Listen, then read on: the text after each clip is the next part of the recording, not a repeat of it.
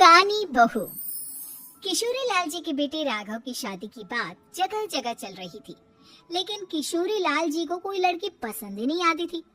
और उसकी एक ही वजह थी, किशोरी लाल जी का लालची होना।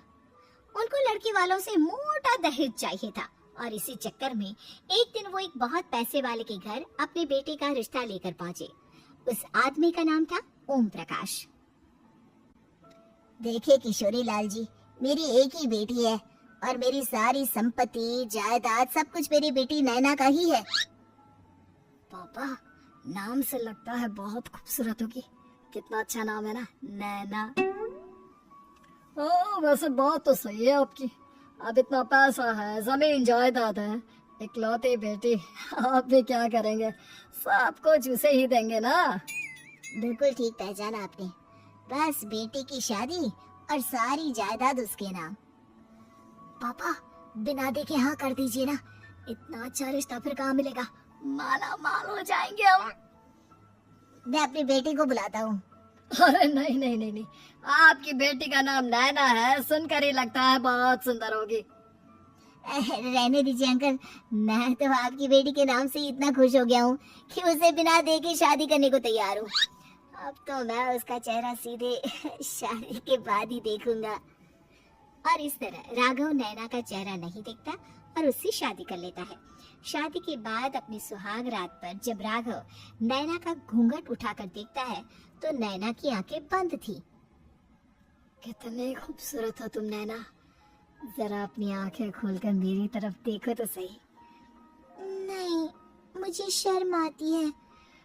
अरे, मैंने तुम्हें शादी से पहले भी नहीं देखा, और अब अगर तुम आंखें खोलकर मुझे देखोगे भी नहीं तो मुझे अच्छा कैसे लगेगा? इससे पहले कि नैना अपनी आंखें खोलकर राघव की तरफ देखती, अचानक से लाइट चली गई और राघव नैना को पूरी तरह से देख भी नहीं पाया। अगली सुबह नैना राघव के लिए नाश्ता बनाकर लेकर आई। अरे ये क्या, आधा पराठा सेका हुआ है और आधा बिल्कुल कच्चा। ये तुमने क्या किया नैना? बहू, तुमने क्या आधा पराठा तवे से नीचे लटका कर रखा था, जो आधा सेका है और आधा कच्चा? मुझे जितना दिखेगा उतना ही तो सीखूंगी ना पापा जी। जहाँ जहाँ मुझे नजर आ रहा था वहाँ मैंने सीख लिया, जहाँ जहाँ नहीं दिखा वहाँ कच्चा रह गया होगा।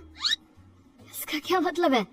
ये कैसा मजाक कर रही है तुम? अरे बहू, तुमने इतना लंबा घूंघट क्यों लगाया हुआ है?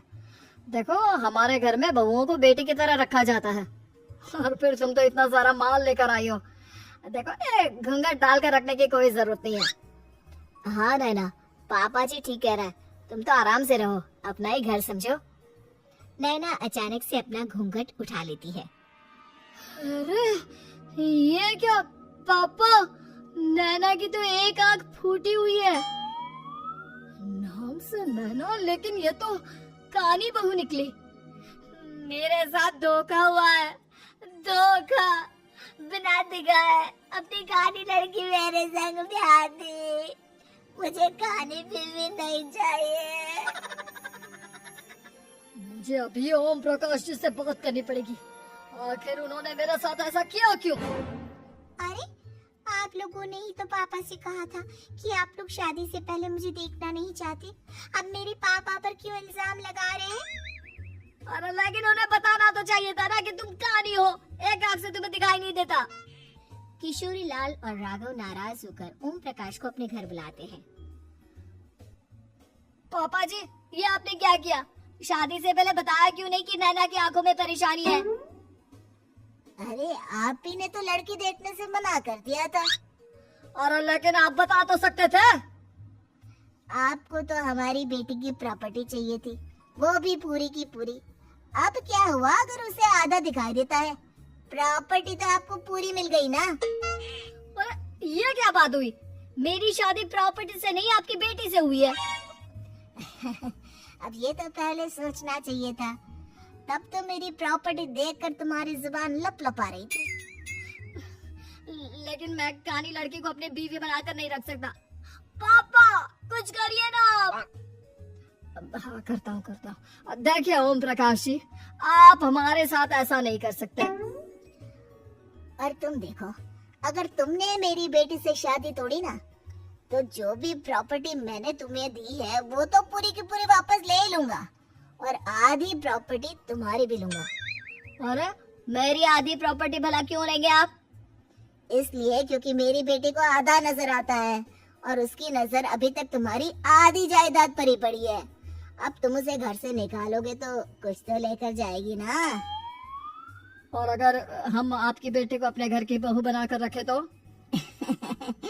तो तुम्हारी पूरी प्रॉपर्टी तुम्हारी ही रहेगी, और जो मैंने तुम्हें दिया है ना, उसमें से बस मैं आधा लेकर जाऊंगा। अरे लेकिन अब आप अपनी दी हुई प्रॉपर्टी में से आधी वापस क्यों लेकर जाएंगे? अगर मैं आपकी बेटी को अपनी पत्नी बनाकर रखने को तैयार हूँ तो? इसलिए ताकि भविष्य में अगर तुम मेरी बेटी को धोखा दो तो उसके पास कुछ तो रहे जो पति का हो। वैसे मेरे पास तो बहुत कुछ है, लेकिन अपने पति की कोई निशानी तो उसके पास होनी चाहिए ना। अब अगर तुमने मेरी बेटी को कहानी कहा तो तुम्हें प्रॉपर्टी भी कहानी ही मिलेगी, पूरी नहीं। जमाए राजा। किशोरी लाल और राघव समझ चुके थे कि वो बुरी तरह फंस चुके हैं और अब उनके पास वहाँ से निकलने का कोई चारा नहीं है। अब समझ में आया ना, लालच बुरी बला होती है। एक तो तुम्हें प्रॉपर्टी मिली, ऊपर से बीवी मिली, उसमें तुम्हें नखरे भी दिखाने हैं। आए बड़ी, चुपचाप बैठो तुम। कुछ दिनों के बाद नैना राघव की कार लेकर बाजार घूमने निकलती है और जब कार लेकर वापस आती है, ये क्या? एक तरफ से मेरी गाड़ी पूरी खराब हो चुकी है। लगता है तुमने मेरी गाड़ी का किसी दूसरी गाड़ी के साथ एक्सीडेंट किया है। अरे कितना बड़ा नुकसान कर दिया तुमने बहू। वो क्या है ना पापा जी, मुझे एक आंख से दिखाई नहीं दे रहा था, सामने से गाड़ी आ रही थी। मुझे तो सिर्फ आधा ही दिखाई दिया और वो गाड़ी मेरी कार से रगड़ते हुए निकल गई। अब मैं क्या करूं बताओ? अब इसे ठीक कराने के पैसे कौन देगा? तुम्हारे पापा। तुमने मुझसे इस तरह से बात की? अभी रुको। नैना राघव की शिकायत ओम प्रकाश को कर देती है। देखो राघव, अब जो मेरी आधी प्रॉपर्टी तुम्हारे पास थी ना, उसमें से आधी और मैं लेकर जाऊंगा, क्योंकि तुमने मेरी बेटी को डांटा। अरे नहीं पापा जी, गलती हो गई, माफ कर दो। गलती की तो कोई गुंजाइश ही नहीं। अगली बार मेरी बेटी को डांटा तो बची हुई आधी में से आधी और ले जाऊंगा। लालच के चक्कर में हम दोनों ने बहुत बड़ी गलती कर दी बेटा। एक तो तुम्हें कानी बहू मिली और ऊपर से जो माल मिला वो भी काना।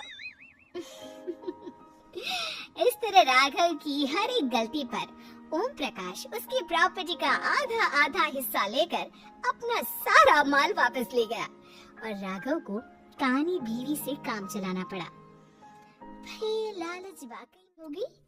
कृपया हमारे चैनल को सब्सक्राइब करें और सभी अपडेट्स के लिए बेल आइकन जरूर क्लिक करें, और हाँ, वीडियो लाइक और शेयर करना मत भूलिएगा। Bye bye.